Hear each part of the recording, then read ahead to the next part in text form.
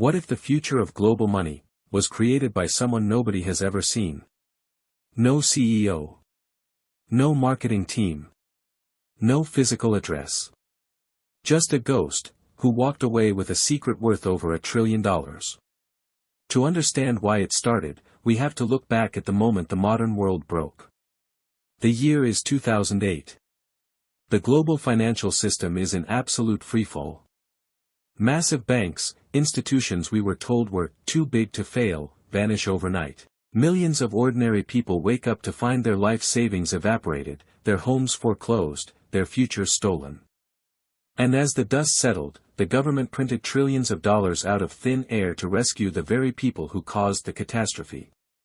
Trust was dead. The world realized that the money in their wallets wasn't actually theirs.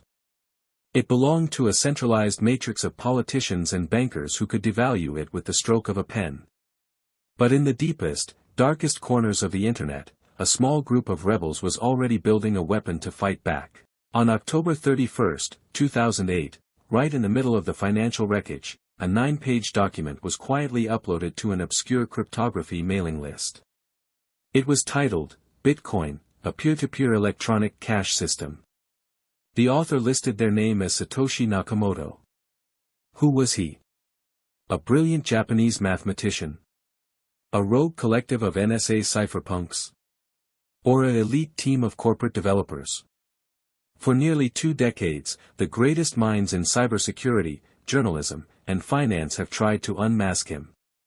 They tracked IP addresses, analyzed writing styles, and interrogated suspects. Every single lead turned into a dead end. Satoshi didn't just build a new financial network. He built it, launched it, watched it breathe its very first breaths, and then, he vanished completely.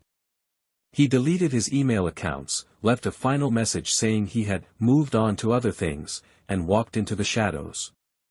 But here is the terrifying part: Satoshi's personal digital wallets still hold roughly 1.1 million bitcoins. He hasn't touched a single one of them. If he ever wakes up, he has the power to single-handedly crash the entire global crypto market in minutes. So, what actually is Bitcoin? Forget everything you've heard about complex trading charts and internet memes. Stripped to its core, Bitcoin is beautifully simple. It is digital gold. Think about how your bank works. If you send $20 to a friend, the bank acts as the referee. They look at their private ledger, subtract 20 from your account, and add 20 to theirs. They control the ledger. They control you. Bitcoin replaces the bank with a community. Imagine a shared, public notebook that millions of computers all over the world keep a copy of simultaneously. When you send Bitcoin, every single computer in the network verifies the transaction at the exact same time.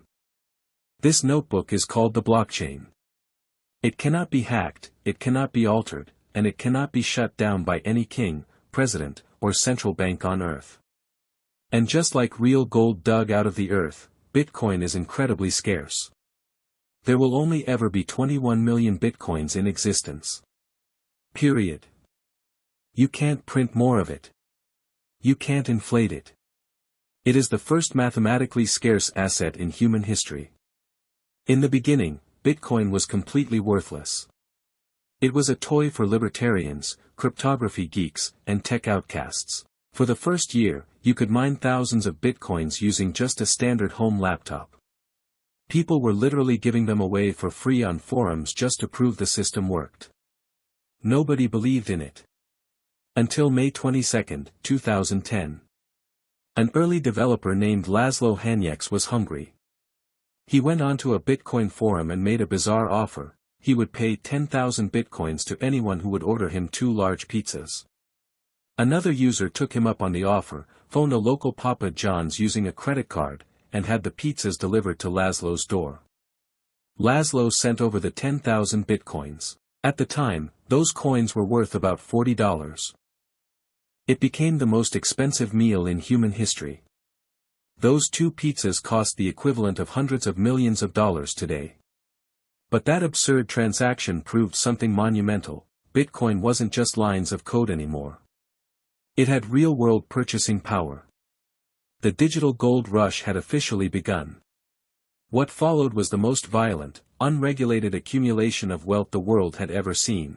As the price crawled from $1 to 100 to 1,000, the collective psychology of the internet exploded. A new class of elites suddenly emerged out of nowhere, the crypto millionaires.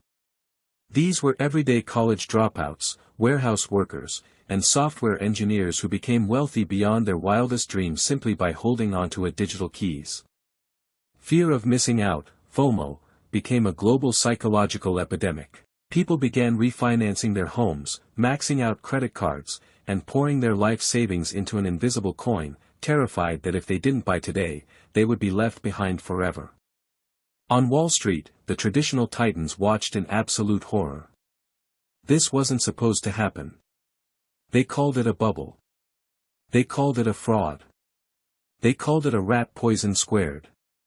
But no matter how much they yelled, the number just kept going up. But if you play in an unregulated Wild West, you eventually get burned. Bitcoin did not go up in a straight line. Its history is a bloodbath of terrifying crashes. Imagine waking up to see 80% of your entire net worth deleted in a matter of 48 hours. Imagine the gut-wrenching panic of watching an exchange go dark. Freezing your account, knowing your money is permanently gone and there is no bank manager to call, no insurance policy to save you. The asset was called a haven for money launderers, dark web drug lords, and shadow cartels. Every time it crashed, the mainstream media proudly printed its obituary, telling the world that the Bitcoin experiment was finally dead and buried. But every single time they buried it, it dug its way out of the grave. Stronger. Faster. And far more dangerous than before. And then, the ultimate irony occurred.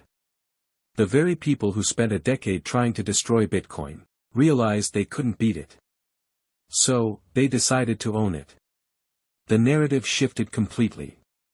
The world's largest asset managers, institutions controlling trillions of dollars of global wealth, quietly began filing for spot Bitcoin ETFs.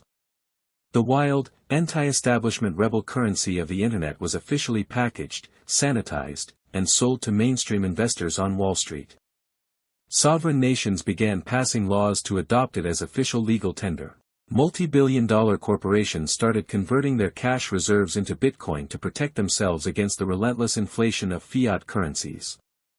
The ghost in the machine had officially invaded the highest halls of global power. Deep, measured, philosophical delivery. We are now living in the middle of the greatest macroeconomic shift in human history. Bitcoin started as a desperate scream against a broken, corrupt financial system in 2008. It has evolved into a global, unstoppable digital superpower that challenges the very definition of what money is. Nobody knows where this journey ends. Will Bitcoin eventually stabilize to become the foundational layer of global wealth? Or is it an unsustainable, hyper-speculative bubble destined to eventually pop and leave behind the most expensive economic wreckage ever recorded? Satoshi Nakamoto gave the world a choice: continue trusting a system controlled by a select few, or place your faith in mathematics. So ask yourself, is Bitcoin the future of human freedom, or is it the most insane financial illusion ever created? Subscribe, because the next story might shock you even more.